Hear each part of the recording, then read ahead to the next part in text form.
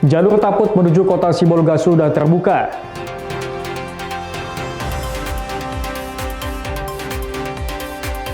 Jelang Natal, warga bersihkan gereja.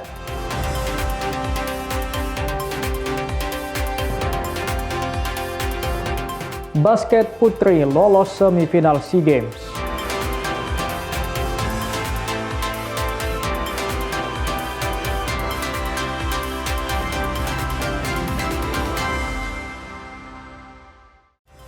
Halo, selamat pagi saudara. Kompas Pagi hari ini hadir dengan beragam informasi penting dan menarik dari Sumatera bagian utara. Selain 3 sorotan tadi, sejumlah informasi lainnya akan kami sajikan dalam Kompas Pagi. Bersama saya Emir Syapurba, inilah Kompas Pagi selengkapnya di Kompas TV, independen terpercaya.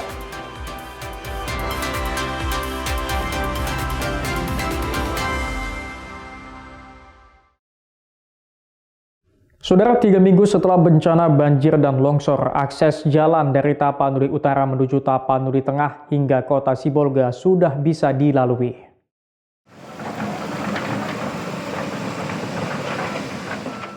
Butuh waktu lama bagi tim gabungan penanggulangan bencana Sumatera Utara untuk membuka akses jalan dari Tapanuli Utara menuju Tapanuli Tengah dan kota Sibolga. Lamanya proses pembukaan jalan disebabkan banyaknya titik longsor dan jalan yang amblas. 3 pekan upaya pembukaan jalan berhasil dilakukan. Kini jalur dari Tapanuli Utara menuju kota Sibolga sudah dapat ditempuh melalui Simpang Rampa Poriaha.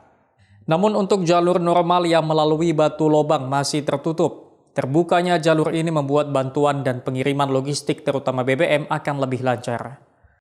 Petugas Balai Besar Wilayah Sungai Sumatera II Medan, Saiful Antoni Sanopa mengatakan pembukaan jalan menuju Batu Lobang masih dilakukan. Namun kondisi jalan amblas menyebabkan jalur tersebut masih tertutup. Kondisinya kita sudah sampai di Desa Garugu yang terputus. Artinya udah bisa dilewati dari Tarutung ke Sibolga sudah bisa per tanggal 16. Pengerjaan awal kita dari tanggal 26 November di desa Dolok Nauli, Kecamatan Diakoting, Taput sampai tanggal 16 Desember selama 21 hari pekerjaan kita, Pak. Jadi kita bagi 2 tim itu, pekerjaan 2 tim. Yang tim kedua ke arah Batu Lobang. Masyarakat ataupun tim yang akan menyalurkan bantuan sudah dapat menggunakan jalur ini dengan kendaraan. Diimbau agar melintas di siang hari dan tetap waspada akibat potensi longsor yang masih tinggi. Rauganda Malau, Kompas TV, Medan, Sumatera Utara. Saudara, Pangdam 1 Bukit Barisan pastikan kesiapan pengerjaan jembatan Bailey di Sungai Aliran Baru Desa Garuga, Tapanuli Selatan. Jembatan Bailey dengan berat 25 ton, panjang 48 meter dibangun untuk menyambung akses transportasi yang terputus.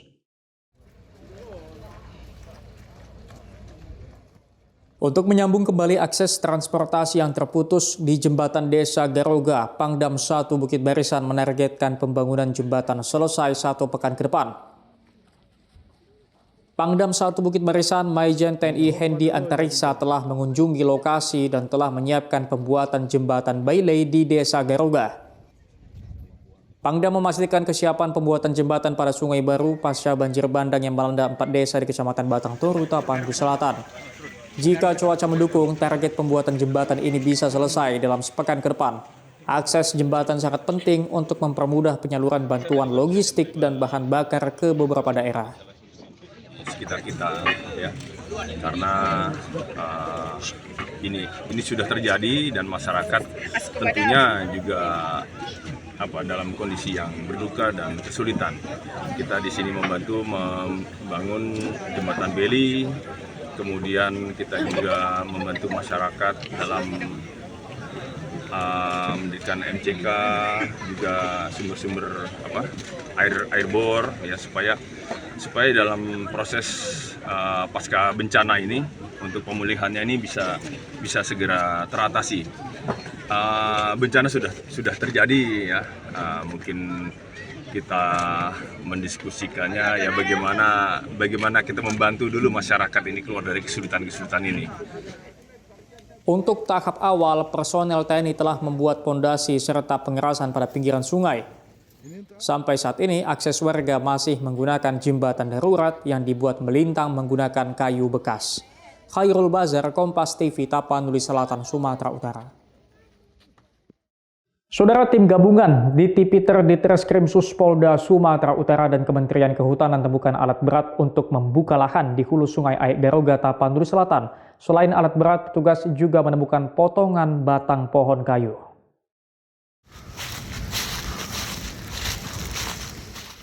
Pasca bencana banjir bandang di Tapanuli Selatan, personel gabungan dari Subdit Dipiter 4 Ditreskrimsus Polda Sumatera Utara bersama Kementerian Kehutanan menyisir hulu sungai Aek Garoga, Desa Muara Sibuntuon, Tapanuli Tengah. Dalam penyisiran ini ditemukan alat berat yang berada di pinggir sungai Aek Garoga, tempat terjadinya musibah banjir bandang pada 25 November lalu. Selain menemukan alat berat, petugas juga mendapati bekas pembukaan lahan serta 6 batang pohon bekas potongan menggunakan gergaji mesin. Warga di lokasi, Basiduhu Zendrato, mengatakan pembukaan lahan serta alat berat tersebut merupakan bagian dari kegiatan desa yang tengah membuka lahan ketahanan pangan. Lahan desa ketahanan pangan di sana di Pisang. Dari karena desa tahun anggaran 2020. Nah, tapi sekitarannya Pak ada kebun sawit itu. Kalau kebun sawit itu adalah milik masyarakat. Terus ada penebangan juga tadi. Kalau penebangan itu udah lama itu ditebang. Oke, udah lama. Itu pohon apa Pak? Itu ada dari sorok, ada juga dari Dari mana Bang? sorok. Sorok sama pohon durian. Kalau durian nggak ada, karena kita durian masih ada. Karet ya. Petugas lantas memasang garis polisi pada alat berat yang ditemukan. Mabes Polri kini menaikkan status kayu gelondongan di Tapanuli Selatan ke tahap penyidikan dan telah memeriksa beberapa saksi terkait kasus ini. Khairul Bazar, Kompas TV, Tapanuli Selatan, Sumatera Utara. Saudara, setelah mengalami kerusakan serius akibat banjir bandang Aceh, penanganan sementara jembatan Kerowong Merudu Kabupaten Pidi Jaya diselesaikan. Kini ruas jalan nasional itu sudah bisa dilintasi dari 2 arah.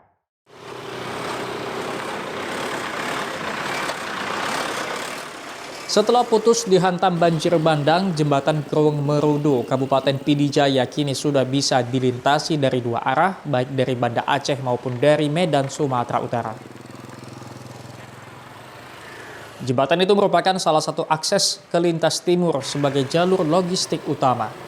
Badan Pelaksanaan Jalan Nasional BPJN Aceh telah melakukan sejumlah penanganan seperti penimbunan oprit jembatan serta pemasangan batu boulder untuk mempercepat pemulihan akses jalur nasional lintas timur Aceh. Selain itu, BPJN Aceh juga telah menyelesaikan pembersihan jalan pendekat jembatan Kerowong Merudu dari lumpur tebal sisa banjir bandang. Kondisi terkini akses jalan di Pidi Jaya yang merupakan ruas jalan nasional untuk saat ini sudah dapat dilalui, Pak, dari kendaraan 2 arah, baik itu dari Banda Aceh maupun dari Medan. Kita melakukan penanganan darurat, Pak, penanganan sementara dengan melakukan penimbunan oprit, berikut juga dengan proteksinya, Pak. Warga Pidi Jaya juga mengaku sangat senang karena akses jalan utama sudah bisa dilalui. Akses jalan yang terbuka itu bisa memangkas waktu tempuh dan biaya operasional kendaraan. Sebelumnya sampai ke sini betul. Nggak bisa jalan. Nggak bisa jalan. Lumpuh total. Ini jalan utama. Ini jalan utama, jalan provinsi. Berarti baru dibuka berapa hari, Pak? 2 ataupun 3 hari. Terbantu, insya Allah sudah terbantu, jalan ini sudah terbantu. Sementara itu, kerusakan di ruas jalan nasional seperti di Desa Ulim maupun Podada, Biren butuh penanganan segera sebab jalan yang rusak bisa mengganggu arus lalu lintas kendaraan dan berisiko. BPJN Aceh juga telah memasang rambu-rambu pada titik-titik jalan maupun di jembatan Kerowong Merudu untuk mengimbau warga agar berhati-hati saat melintas. Rencananya, BPJN juga akan membangun jembatan itu secara permanen. Nova Misdayanti, Kompas TV, Pidi Jaya, Aceh.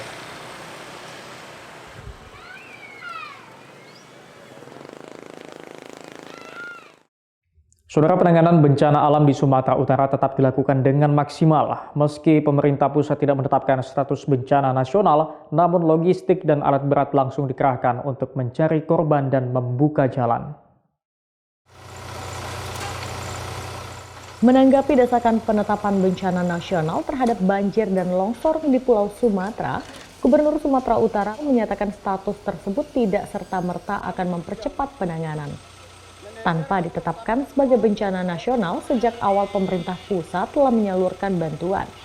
Tidak hanya logistik, namun juga bantuan armada penyaluran bantuan berupa helikopter. 20 hari setelah bencana, masih terdapat 83 korban yang dinyatakan hilang di Sumatera Utara. Lambatnya pencarian disebabkan belum masuknya alat berat. Bobi mengaku masih ada lokasi yang hingga kini masih terisolasi sebab kendaraan belum bisa masuk. Namun untuk personil dan bantuan telah masuk ke semua lokasi bencana. Bobi menyatakan pemerintahan pusat juga telah memberikan bantuan alat berat yang saat ini diarahkan ke Tapanuli Tengah dan Tapanuli Selatan. Kok jadi bencana nasional, waktu kerjanya jadi singkat. Sama, personilnya mungkin lebih banyak. Tapi kan teknologi yang digunakan yang kita hari ini ada ya itu jembatan beli. Kalau misalnya hujan lagi, bukan menyalahkan cuaca dan segala macam ya, tapi bisa kita lihat realita di lapangannya, hilang lagi jembatan. Nah, sama itu kalau misalnya sudah bisa dilewati, pasti alat beratnya juga masuk. Ini kemarin dari pemerintah pusat ada 7 alat berat tambahan. Pemerintah Sumatera Utara memperpanjang status tanggap darurat hingga tanggal 24 Desember. Proses pencarian korban, penyaluran bantuan masih terus berlangsung. Tim Liputan Kompas TV, Medan, Sumatera Utara. Saudara, aksi relawan bantu warga dilakukan dengan menggunakan sampan ke lokasi paling terdampak bencana banjir bandang di Desa Sikumur, Kecamatan Sukra, Aceh Tamiang. Korban banjir langsung menyambut kedatangan bantuan.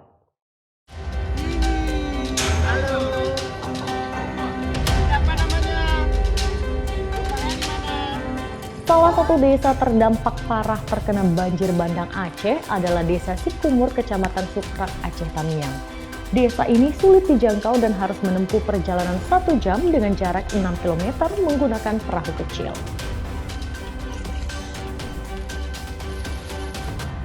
Sekarang kami berada di Desa Sunting, pedalaman Kabupaten Aceh Tamiang yang juga berdampak dari banjir bandang. Nah, dari sini kami ingin menyeberang ke desa apa? Sikumur. Desa Sikumur. Karena di sana tidak bisa akses lagi, jembatan putus, sehingga kita naik perahu warga untuk menuju ke sana. Apa yang dibawa ke sana?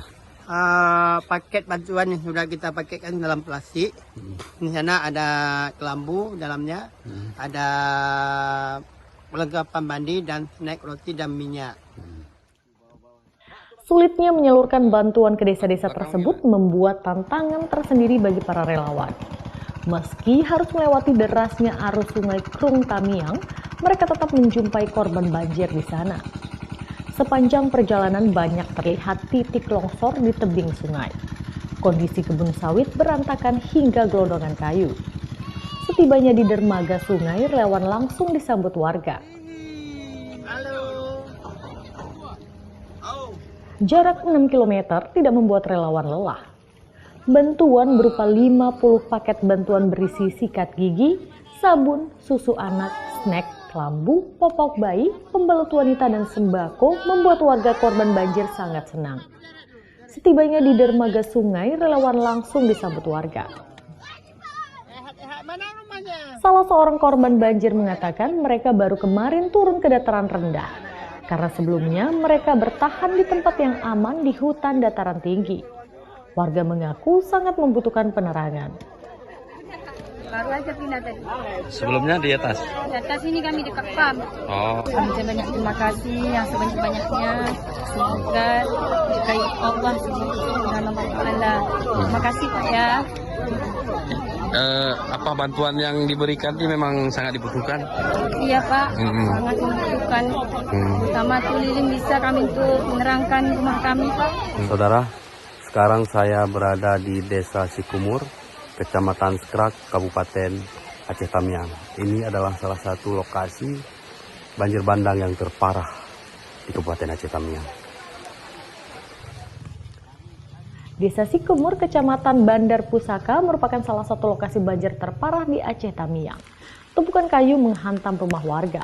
Kondisi ini menjadi tanda bahwa kondisi hutan Aceh semakin rusak. Diduga akibat alih fungsi hutan dan maraknya pembalakan liar.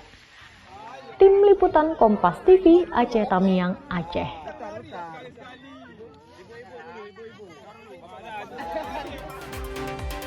Jelang Natal, warga bersihkan gereja. Saksikan usai jeda.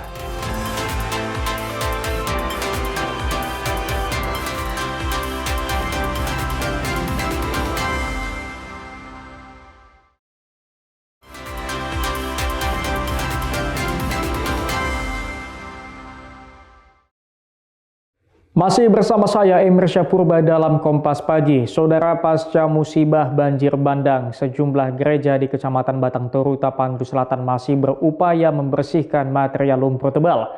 Upaya pembersihan terus digelar hingga dapat digunakan pada perayaan Natal.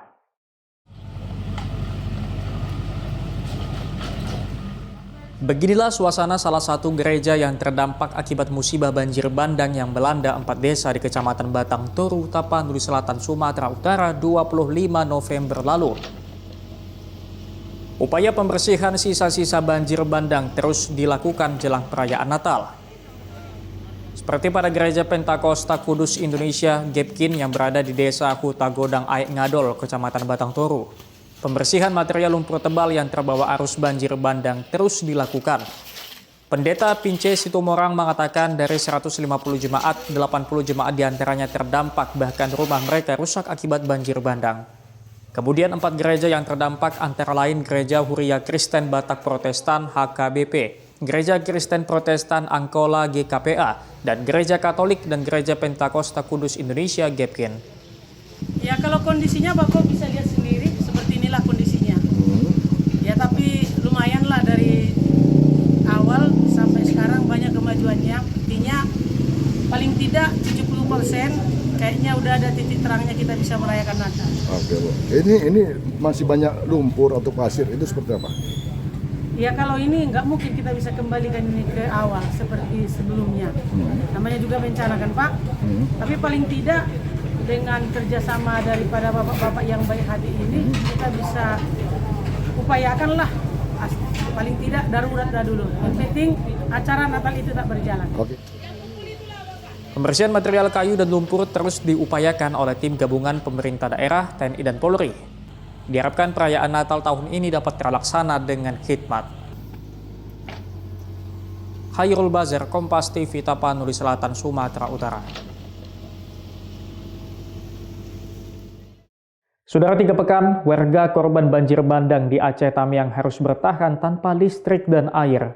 Mereka pun terpaksa menggunakan air parit endapan banjir untuk kebutuhan MCK dan mencuci sehari-hari. Warga Aceh Tamiang sangat mengharapkan air bersih dan listrik. Sudah 3 minggu air parit jadi sumber air untuk kebutuhan mandi, MCK, mencuci pakaian dan perabotan mereka. Dengan belum menyalanya air dan listrik, hampir seluruh Kabupaten Aceh Tamiang masih lumpuh. Mayoritas warga tak bisa meninggali rumah mereka akibat masih terendam lumpur tebal. Mereka berharap pemerintah bisa segera menyelesaikan permasalahan kebutuhan hidup dasar ini. Kami lagi bersih-bersih, nyuci pakai air paret. Kami air bersih belum ada, lampu belum hidup. Air paret nih nggak bau, Bu, atau nggak apa? Ya bau juga, cuman apa boleh buat lah, Bu, macam mana? Inilah harus kami pakai, nggak ada air lain. Kalau Ibu sekarang tinggalnya di mana, Bu? Saya tinggal di depan sini, di pinggir jalan. Rumah saya belum bisa ditempati karena lumpurnya sangat dalam. Hampir 300.000 warga Aceh Tamiang menjadi korban banjir bandang yang melanda 26 November lalu. Data menyebut paling tidak hingga 17 Desember lebih dari 18.300 rumah rusak. Menyebabkan warga mengungsi dan mendirikan tenda seadanya di pinggir jalan.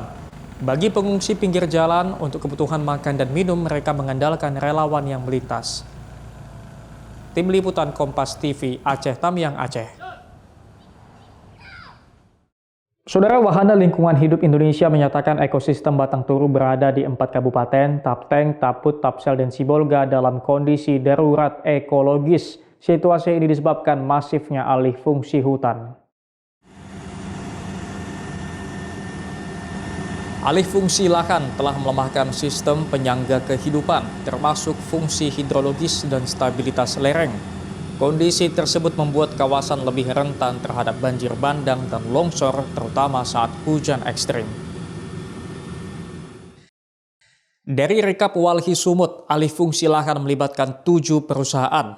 Di antaranya PT Agincourt Resources 646,08 hektar, PT NSHE kurang lebih 330 hektar, PT Sago kurang lebih 300 hektar, PT SOL kurang lebih 125,23 hektar, PT TPL PKR kurang lebih 5.000 hektar, PT PN3 4.372,02 hektar, dan PLTMH Pahai Julu kurang lebih 22,8 hektar. Pada PT PN3 saja, luas pembukaan mencapai 4.372,02 hektar dari 2 kebun Batang Toru dan HP Song. Direktur Walhi Sumut Riyanda Purba menegaskan kerusakan ini bukan sekedar hilangnya tutupan hijau, tetapi juga ancaman terhadap keanekaragaman hayati, termasuk habitat orang utan Tapanuli yang sangat langka. Ia mengingatkan bahwa pembukaan hutan memecah habitat, memutus koridor satwa dan meningkatkan potensi konflik satwa manusia. Kita merilis mengindikasikan 7 perusahaan itu berkontribusi besar terhadap banjir bandang dan longsor terjadi karena aktivitasnya mengalihfungsikan lahan. Itu jelas dalam 10 tahun terakhir itu sangat, sehingga 10.000 hektar itu rusak hutan, dan kita bekerja di sana. Nah, jadi aktivitas ini itu selalu kita sampaikan ya kepada pemerintah. Pemicu besarnya itu jelas alih fungsi lahan. Walhi Sumut mendesak pemerintah pusat dan daerah melakukan audit menyeluruh atas izin dan kepatuhan lingkungan perusahaan-perusahaan tersebut. Jika ditemukan pelanggaran, Walhi minta pemerintah menjatuhkan sanksi tegas serta mewajibkan pemulihan ekologis. Riyanda menegaskan bahwa tanpa tindakan nyata, bencana ekologis di Tapanuli akan terus berulang dan merugikan masyarakat di kawasan hilir. Dedi Zulkifli Terigan, Kompas TV, Medan, Sumatera Utara. Saudara, sebanyak 630 jiwa warga desa Tandiha, Tapanuli Selatan mengungsi setelah rumah mereka hancur luluh lantak akibat tanah bergerak. Warga enggan balik ke rumah karena takut longsor susulan.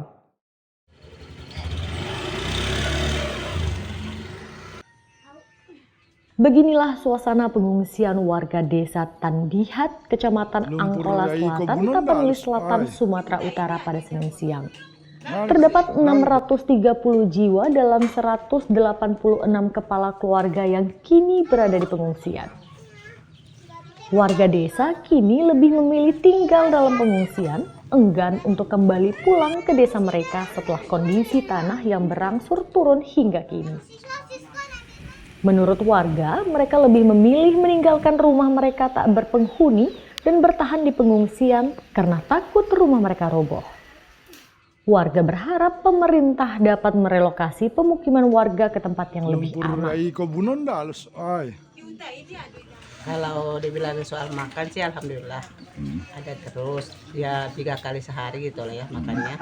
Alhamdulillah ada, nggak kurang. Kalau kondisi rumah seperti apa, Bu? Udah rusak parah, Pak. Udah rusak parah. Nggak bisa ditempatin lagi. Sama kampungnya juga kayak gitu. Udah hancur. Udah hancur. Itu kondisinya gimana sih? Masih terus turun sampai sekarang? Ya, masih terus turun sambil goyang-goyang gitu katanya tanahnya juga. Oh, goyang-goyang gitu kan? Terus seandainya masih mau tinggal di kampung itu? Nggak berani lah, Pak. Udah trauma terus lah. Nggak mungkin kita diam di situ sementara kampungnya udah rusak, udah hancur. Iya. Rumah kita juga udah nggak bisa ditempatin. Ya gimana lah kalau tinggal sama-sama begini ya apa adanya lah. Apa yang dikasih orang ya terima. Tapi sejauh ini cukup ya? Cukup. Ibu, gimana kondisi rumahnya sekarang? Kalau di tempat kami masih ada yang utuh, tapi nggak banyak lagi. Tapi kalau mau kembali ke kampung nggak berani lah. Selain merusak rumah warga, tanah bergerak ini juga merusak jalan desa yang retak parah dan tak bisa dilalui. Tercatat 637 jiwa dalam 186 kepala keluarga kini berada di pengungsian setelah rumah mereka rusak dan enggan kembali ke desa mereka. Tim Liputan Kompas TV, Tapanuli Selatan, Sumatera Utara. Dua pejabat PT Inalum jadi tersangka. Saksikan usai jeda.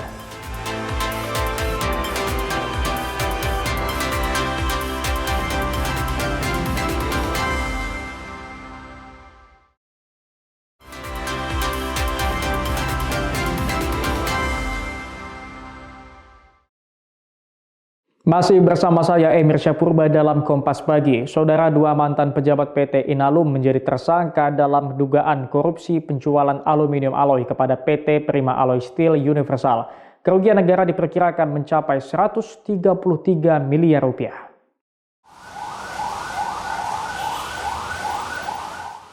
Setelah melakukan penggeledahan dan pemeriksaan puluhan saksi, tim penyidik bidang pidana khusus Kejaksaan Tinggi Sumatera Utara Rabu sore menahan dua orang mantan pejabat PT Inalum.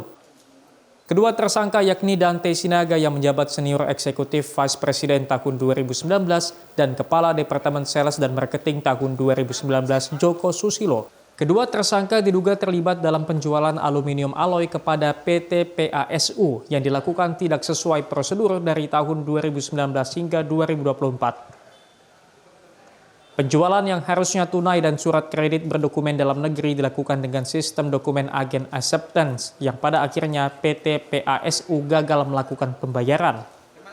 Asisten Pidana Khusus Kejati Sumatera Utara Muhammad Jeffrey mengatakan atas perbuatan kedua tersangka diperkirakan menyebabkan kerugian negara yang nilainya lebih dari 133 miliar rupiah.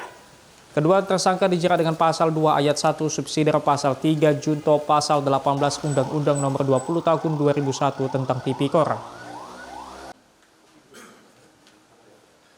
Tersangka di mana diduga telah mengubah skema pembayaran yang sebelumnya harus secara cash dan SKBN atau surat kredit berdokumen dalam negeri, kemudian dirubah menjadi dokumen agent acceptance atau DA dengan tenor selama 180 hari sehingga PT PASU tidak melakukan pembayaran atas aluminium alloy yang sudah dikirim oleh PT Inalum.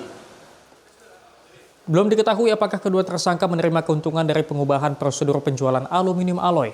Namun untuk pemeriksaan lanjutan, kedua tersangka akan menjalani penahanan 20 hari ke depan di Rumah Tahanan Tanjung Gusta, Medan. Roganda Malau, Kompas TV, Medan, Sumatera Utara.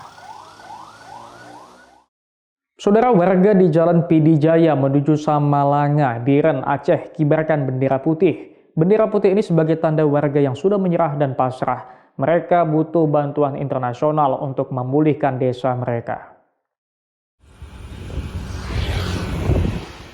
Sepanjang jalan dari Desa Belang Dalam dan Ulegle, Kecamatan Bandar 2 Pidijaya menuju Samalanga Biren terpasang deretan bendera putih, baik di depan toko, jembatan, kantor polisi maupun rumah warga. Pemasangan bendera putih ini menandakan warga di sana sudah menyerah dan pasrah akibat pemulihan desa mereka pasca bencana tak kunjung ditangani dengan maksimal. Termasuk tumpukan lumpur di rumah warga yang belum bisa dibersihkan serta banyak rumah yang hanyut. Pemasangan bendera ini juga bentuk kekecewaan terhadap pemerintah pusat yang dinilai tidak menetapkan bencana Sumatera sebagai bencana nasional. Sementara itu, warga juga mengaku para ulama juga menyerukan agar pemulihan Aceh segera diatasi dan berharap adanya bantuan internasional yang datang ke Aceh. Ya juga ulama, lekat ulama karena kan minta pertolongan dari luar negeri ini. Biar ada pertolongan orang tua yang hancur tuh. Sekitar seminggu lah ya, sekitar seminggu yang saya tahu. Yang lain-lain udah dipasang saya nggak lihat, mau lihat di HP pun sinyalnya nggak bagus, jaringan nggak ada karena padam lampu kan. Jadi pas kita lihat udah memang begitu. Yang saya dengar maksudnya minta tolong, udah pasrah, ya Allah siapalah hamba yang murah hati ya kan, siapapun peduli manusia lah. Nah begitu mungkin. Dengan adanya aksi ini, warga berharap adanya bantuan internasional sekaligus bisa meringankan beban pemerintah Aceh dalam upaya pemulihan pasca banjir. Tim Liputan Kompas TV Pidijaya Aceh. Saudara, populasi gajah Sumatera makin terbatas di alam liar Provinsi Riau akibat perburuan hingga adanya oknum yang menjerat dan diracun. Agar satwa langka ini tidak punah, Balai Besar Konservasi Sumber Daya Alam atau BBKSDA Riau terus melakukan upaya pelestarian. Dari data Balai Besar Konservasi Sumber Daya Alam atau BBKSDA Riau, keberadaan gajah Sumatera yang hidup secara liar di wilayah Bumi Lancang Kuning saat ini, populasinya tinggal sekitar 216 ekor. Gajah liar tersebut terbagi dalam 8 kantong atau kelompok. Jika ditambah dengan gajah jinak yang dipelihara di Pusat Pelatihan Gajah dan Lokasi Konservasi yang ada 23 ekor, total gajah Sumatera tinggal sekitar 249 ekor. Makin terbatasnya populasi gajah tidak terlepas dari aksi perburuan, pemasangan jerat dan racun di kawasan hutan. Hal ini menjadi tantangan bagi BBKSDA Riau agar satwa langka bisa dilindungi dan dapat lestari. Selain terus melakukan edukasi dan kampanye untuk penyelamatan di tengah masyarakat, BBKSDA juga meningkatkan keamanan dan perlindungan di 8 kantong gajah tersebut. Patroli pembersihan jerat juga dilakukan secara berkala sebagai bentuk perlindungan. Pembuatan koridor gajah juga dilakukan di kantong-kantong potensial sehingga satwa ini dapat terus terjaga dan tidak punah. Saat ini populasi gajah liar kita lebih kurang 216 ekor. Itu udah mulai menurun ya pada tahun ke tahun ya Pak ya? Iya, ya dari tahun 80 itu sudah mulai menurun. Itu penyebab penurunnya kenapa? Apakah diburu atau di mana Pak? Ya macam-macam, ada yang diburu, ada yang mati alami dan ada juga yang kena racun. Lalu apa upaya kita untuk melestarikan gajah ini Pak? Ya jadi dari 8 kantong gajah yang jelas kita tetap akan mempertahankan habitat ya kantongnya. Jadi dengan pelindungan pengamanan. BBKSDA Riau turut memperhatikan banyaknya konflik antar gajah dengan masyarakat. Hal ini tidak terlepas dari wilayah jelajah satwa bertubuh besar tersebut yang habitatnya berubah menjadi perkebunan, area perumahan hingga permukiman. Untuk itu, masyarakat diminta agar tidak melakukan kekerasan yang berujung matinya satwa tersebut karena bisa terancam pidana. Warga diminta bisa hidup berdampingan dengan gajah agar satwa ini bisa lestari dan terus terjaga. Tim Liputan Kompas TV, Siak, Riau. Saudara, sebanyak 15 korban banjir bandang yang melanda 4 desa di Kecamatan Batang Toru, Tapanuli Selatan masih dirawat di puskesmas. Mayoritas pasien mengalami penyakit seperti infeksi saluran pernapasan, demam, dan gatal-gatal.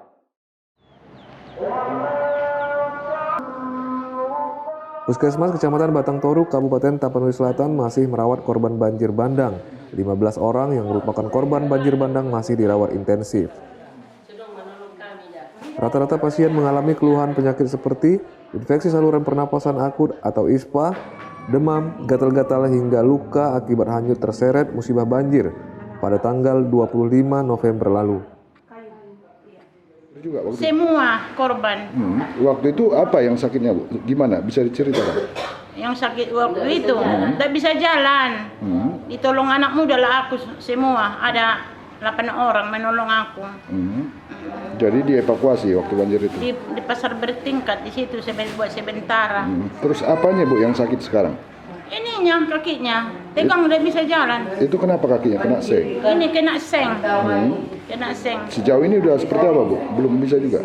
Belum bisa juga. Masih sakit? Tambah lagi penyakitnya iya. Sementara Kepala Puskesmas Batang Toru, Elida Batubara, mengatakan pihaknya kini fokus pada penanganan pasien pasca banjir. Jika pasien tak tertangani di puskesmas, pihaknya akan merujuk pasien ke Rumah Sakit Umum Daerah Tapanuli Selatan. Masih ada sekitar 15 pasien ya yang kita rawat di puskesmas. Itu apa aja keluarnya? Itu berbagai macam ya. Sebagian ada yang hipotermi ada juga ya. Baru panas, demam ya. Ada juga tinggi juga itu sampai penanganan infus lah gitu ya. Luka-luka ada juga luka-luka yang ringan ya, yang berat juga. Batuk, pilek juga ada juga yang berat juga ya. Selain merawat pasien pasca banjir, Puskesmas Batang Toru juga memantau kesehatan para pengungsi yang berada di aula Puskesmas. Hairul Bazar, Kompas TV, Tapanuli Selatan, Sumatera Utara. Saudara, petani yang terdampak bencana banjir dan longsor akan dibebaskan dari kredit usaha rakyat. Presiden Prabowo Subianto menyampaikan karena terdampak musibah, pemerintah akan menghapus beban itu.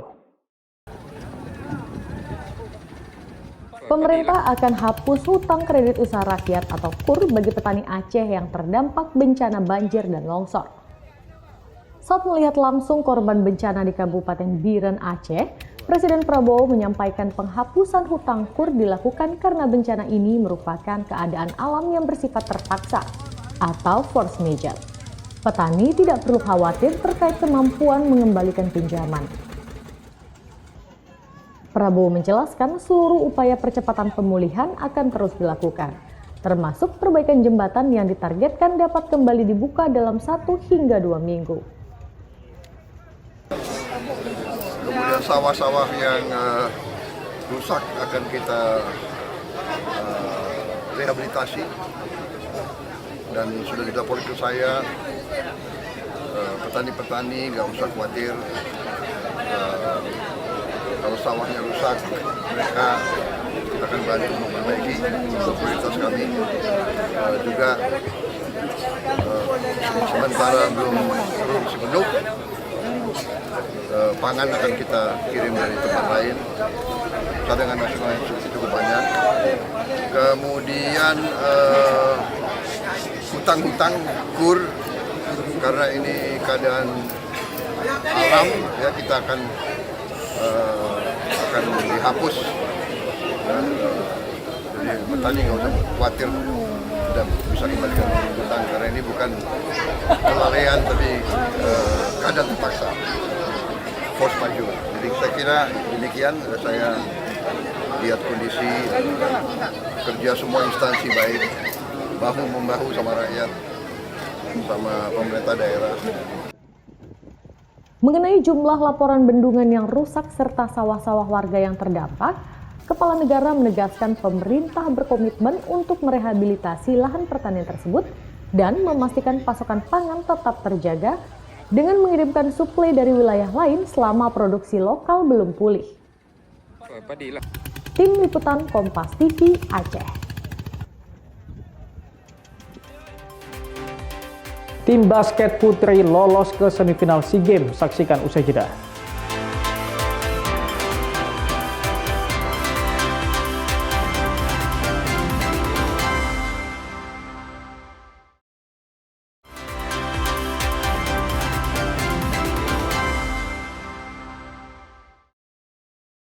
Masih bersama saya Emir Syapurba dalam Kompas Pagi. Saudara, dari arena SEA Games Thailand 2025, Timnas Bola Basket Putri Indonesia melangkah ke semifinal SEA Games 2025 setelah mengalahkan Singapura dengan skor akhir 7-7-3-7.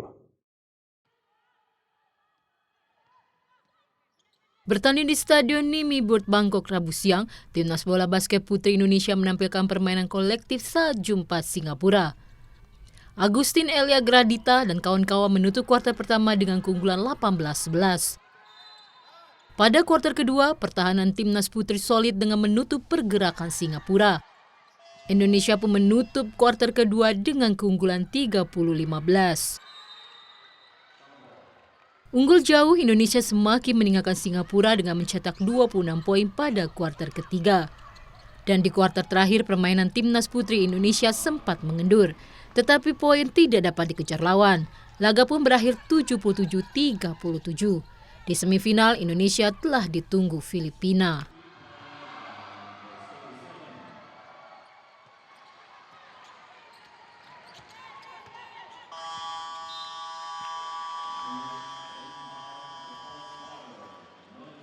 Saudara, gagal bawa timnas U22 melangkah jauh di SEA Games 2025, pelatih Indra Syafri dipecat PSSI.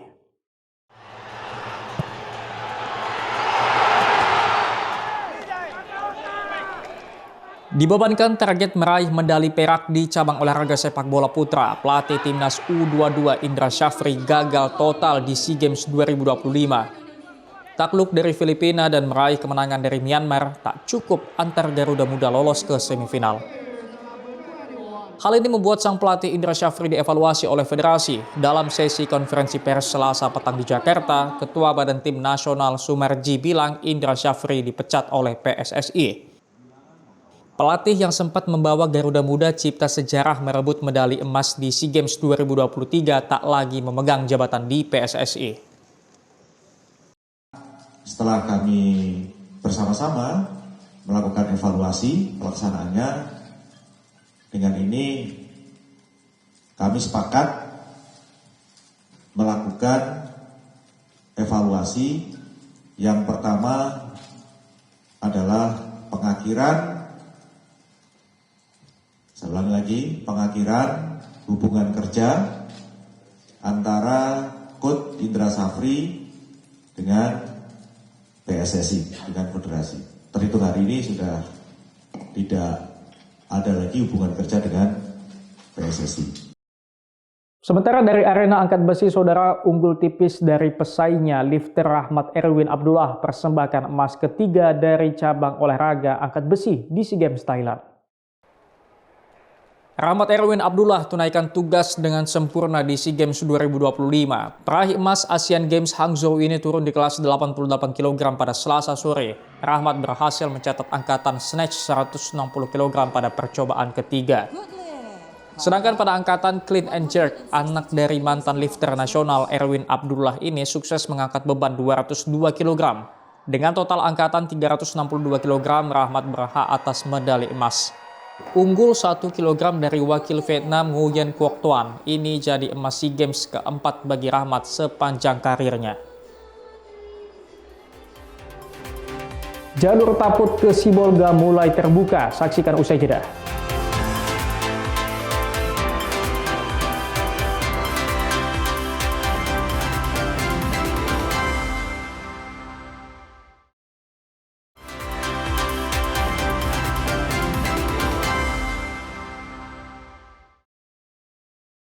Saudara, 3 minggu setelah bencana banjir dan longsor, akses jalan dari Tapanuli Utara menuju Tapanuli Tengah hingga kota Sibolga sudah bisa dilalui.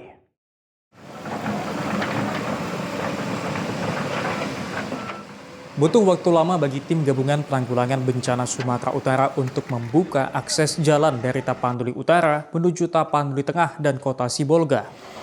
Lamanya proses pembukaan jalan disebabkan banyaknya titik longsor dan jalan yang amblas. 3 pekan upaya pembukaan jalan berhasil dilakukan. Kini jalur dari Tapanuli Utara menuju kota Sibolga sudah dapat ditempuh melalui Simpang Rampa Poriaha. Namun untuk jalur normal yang melalui Batu Lobang masih tertutup. Terbukanya jalur ini membuat bantuan dan pengiriman logistik terutama BBM akan lebih lancar. Petugas Balai Besar Wilayah Sungai Sumatera II Medan, Saiful Antoni Sanopa mengatakan pembukaan jalan menuju Batu Lobang masih dilakukan. Namun kondisi jalan amblas menyebabkan jalur tersebut masih tertutup. Kondisinya kita sudah sampai di Desa Garugu yang terputus. Artinya udah bisa dilewati dari Tarutung ke Sibolga sudah bisa per tanggal 16. Pengerjaan awal kita dari tanggal 26 November di desa Dolok Nauli, Kecamatan Diakoting, Taput sampai tanggal 16 Desember selama 21 hari pekerjaan kita, Pak. Jadi kita bagi 2 tim itu, pekerjaan 2 tim. Yang tim kedua ke arah Batu Lobang.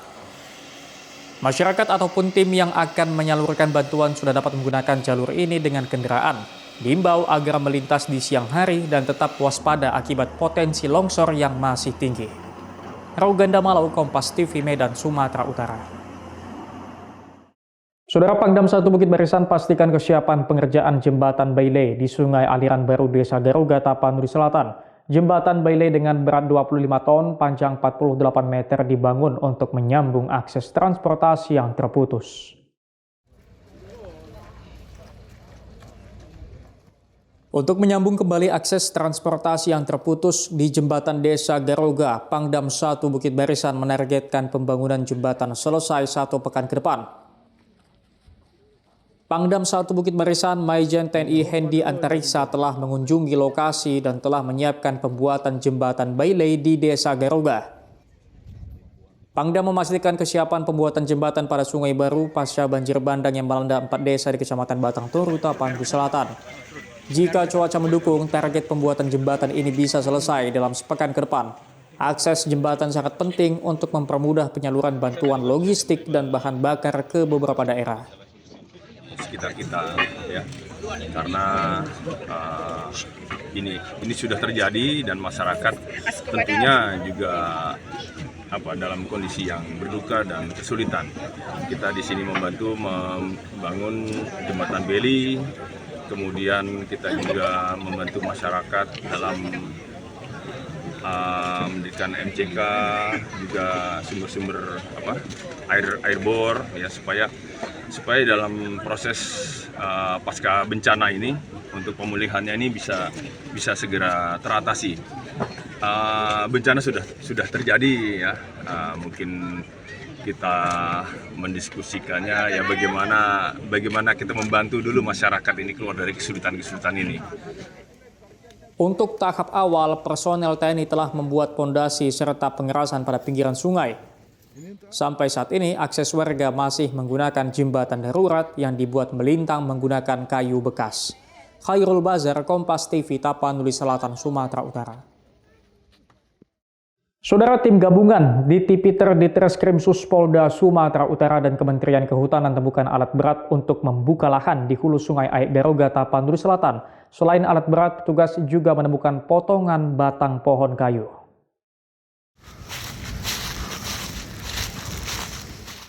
Pasca bencana banjir bandang di Tapanuli Selatan, personel gabungan dari Subdit Tipiter 4 Ditreskrimsus Polda Sumatera Utara bersama Kementerian Kehutanan menyisir hulu sungai Aek Garoga, Desa Muara Sibuntuon, Tapanuli Tengah. Dalam penyisiran ini ditemukan alat berat yang berada di pinggir sungai Aek Garoga, tempat terjadinya musibah banjir bandang pada 25 November lalu.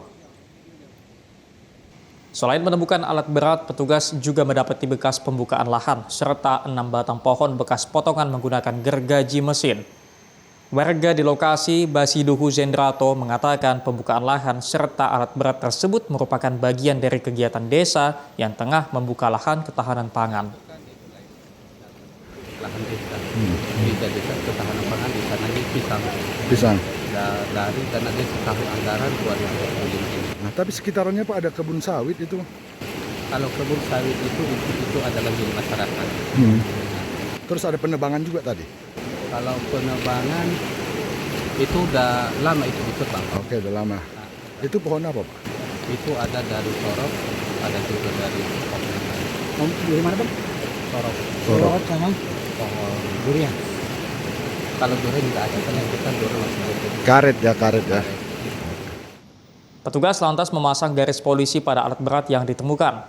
Mabes Polri kini menaikkan status kayu gelondongan di Tapanuli Selatan ke tahap penyidikan dan telah memeriksa beberapa saksi terkait kasus ini. Khairul Bazar, Kompas TV, Tapanuli Selatan, Sumatera Utara. Saudara, 3 pekan, warga korban banjir bandang di Aceh Tamiang harus bertahan tanpa listrik dan air. Mereka pun terpaksa menggunakan air parit endapan banjir untuk kebutuhan MCK dan mencuci sehari-hari. Warga Aceh Tamiang sangat mengharapkan air bersih dan listrik. Sudah 3 minggu air parit jadi sumber air untuk kebutuhan mandi, MCK, mencuci pakaian, dan perabotan mereka. Dengan belum menyalanya air dan listrik, hampir seluruh Kabupaten Aceh Tamiang masih lumpuh. Mayoritas warga tak bisa meninggali rumah mereka akibat masih terendam lumpur tebal. Mereka berharap pemerintah bisa segera menyelesaikan permasalahan kebutuhan hidup dasar ini. Kami lagi bersih-bersih, nyuci pakai air paret. Kami air bersih belum ada, lampu belum hidup. Air paret nih nggak bau Bu atau nggak apa? Ya bau juga, cuman apa boleh buat lah buat macam mana. Inilah harus kami pakai, nggak ada air lain. Ibu sekarang tinggalnya di mana Bu? Saya tinggal di depan sini, di pinggir jalan. Rumah saya belum bisa ditempati karena lumpurnya sangat dalam. Hampir 300.000 warga Aceh Tamiang menjadi korban banjir bandang yang melanda 26 November lalu. Data menyebut paling tidak hingga 17 Desember lebih dari 18.300 rumah rusak. Menyebabkan warga mengungsi dan mendirikan tenda seadanya di pinggir jalan. Bagi pengungsi pinggir jalan, untuk kebutuhan makan dan minum mereka mengandalkan relawan yang melintas. Tim Liputan Kompas TV, Aceh Tamiang, Aceh. Sampai di sini Kompas pagi hari ini. Anda bisa menyimak video tayangan kami di kompas.tv atau menyaksikan secara langsung via streaming di kompas.tv/live. Kami undur diri, tetap saksikan rangkaian program berita hanya di Kompas TV, independen terpercaya.